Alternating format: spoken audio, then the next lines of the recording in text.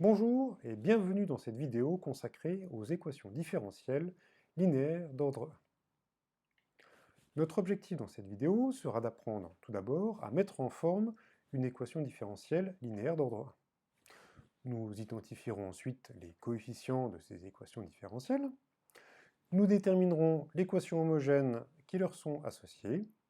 Et enfin, nous déterminerons la forme générale d'une solution à l'aide du principe de superposition.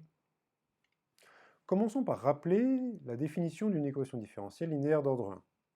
Il s'agit d'une équation qui peut s'écrire sous la forme a de x, y' plus b de x, y égale c de x. Nous allons appeler cette équation E. a de x, b de x et c de x sont des fonctions. Ce sont les coefficients de l'équation différentielle. Le coefficient c de x porte aussi parfois le nom de terme source ou bien de second membre, puisqu'on le place souvent à droite du signe égal. Donnons un exemple d'équation différentielle linéaire d'ordre 1. Cosinus x fois y' plus sinus x, y égale à 1 est une équation différentielle linéaire d'ordre 1. Le coefficient a de x est donné par cosinus x, le coefficient b de x est donné par sinus x, et le coefficient c de x est donné par 1. À toute équation différentielle linéaire d'ordre 1 avec un second membre, on associe ce qu'on appelle une équation homogène. Cette équation homogène est l'équation qu'on obtient à partir de notre équation avec second membre en éliminant le second membre et en le remplaçant par 0.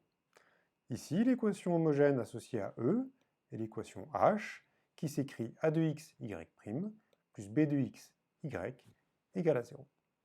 Par exemple, si on reprend notre exemple de tout à l'heure, on barre le 1, on le remplace par 0, on obtient l'équation cosinus x, y' plus sinus x, y égale 0, qui est l'équation homogène associée à notre exemple précédent.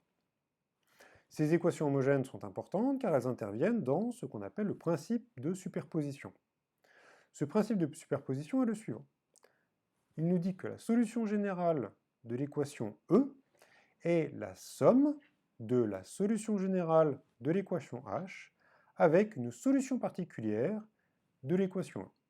Autrement dit, si je veux trouver la solution générale de E, il suffit que je sache trouver la solution générale de H et une solution particulière de E. Mais ça, ce sera pour une prochaine vidéo. Merci pour votre attention.